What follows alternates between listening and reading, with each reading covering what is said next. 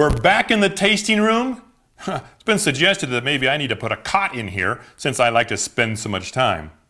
But I got an email from some viewers in Germany, and they wanted to know, could you do a tasting on a lager since we've been doing ales for so long?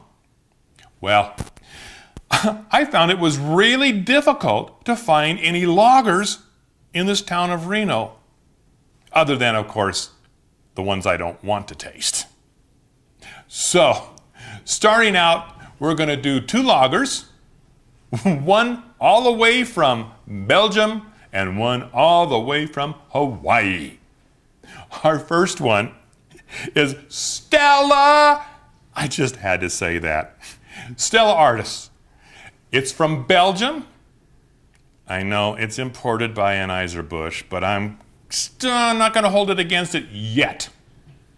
The earliest record of a Stella is from 1366 from the Ben Horen Brewery in Belgium. In 1717, Sebastian Artis took over the brewery and put his name on it. Well, it seems to me they've been in business long enough, I would think they'd get it right. So let's find out. Notice, I brought out the Pilsner glasses. Oh, this is a very, very light beer.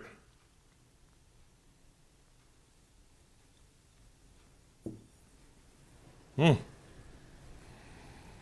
right. I wasn't sure if I was going to expect to have some nice odors.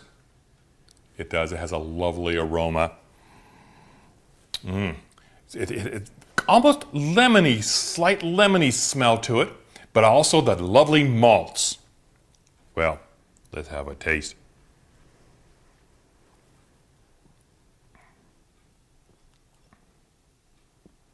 All right, this is a very nice beer. I'm going to say the hops definitely balance the malts quite well. There's not a big flavor of hops, not a big flavor of malts either. It's just kind of a quiet beer. That's pretty, and it's, yeah, okay, you know where I'm going.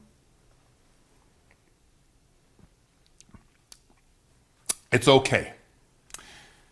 Well, the next beer we're going to talk about is from the Kona Company Brewing in the Big Island of Hawaii.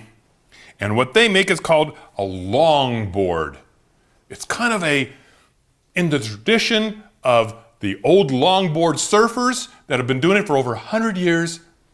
They named their beer after them. This brewery is actually quite interesting. Turns out they're really eco-conscious and very community aware.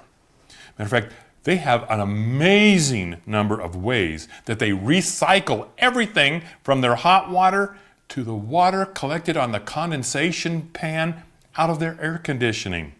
That is how eco-friendly they are.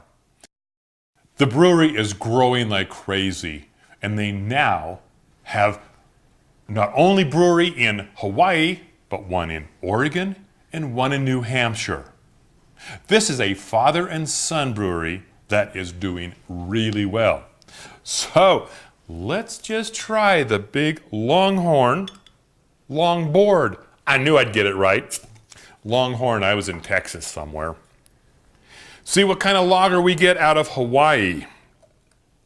Well, I'm going to say it's the same basic color as Stella. Head seems to be a little more carbonation possibly. I can slightly smell the malts.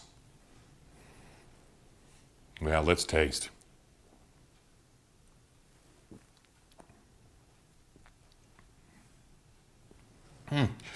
This is a nice beer.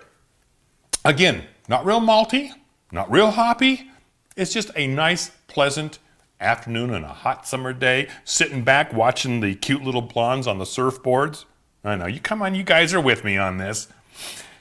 It's not a beer that I'm going to dash out and buy because I like more taste, quite honestly. However, they're both delightful beers. This one has about 5% alcohol. This one, about 4.6. So as far as my ratings on these, Stella, I'm just going to give her nothing. Like a grade of C is really what it is. It's fine, it's delicious, better than any American lager that I've had that's made by the big companies. But it just doesn't really rattle my cage. And the Longboard, I like the Longboard a little better than the Stella. It had a little more flavor, but again, it's still not, I was expecting a little more, I think. Possibly because I've enjoyed some of the wonderful ales that we've been having. So for the Longboard, I'm going to give it a half a thumbs up. That's my recommendation on these. Give them a try. Let me know what you think. And we'll be trying more lagers later.